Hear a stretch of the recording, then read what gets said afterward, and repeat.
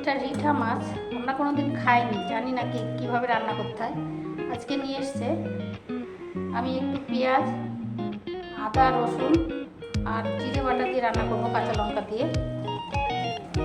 কীভাবে রান্না করতে হয় আপনারা যদি আমাকে একটু কমেন্ট করে জানান। আমরা কোনোদিন খাইনি এই মাছটা। ফোড়ন দিয়ে দিলাম।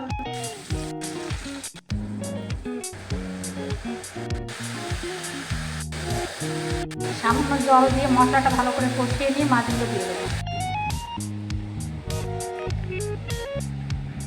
ঝোলটা ফুটে গেছে, মাছগুলো দিয়ে দিলাম। আপনারা যদি এইভাবে রান্না করেন আমাকে কমেন্ট করে জানাবেন। আমি জানি না কী হবে, রান্নাটা কেমন হবে। আমার ছেলে যদি ভালো বলে তাহলেই জানবো যে ভালো হয়েছে। একটু গরম মশলা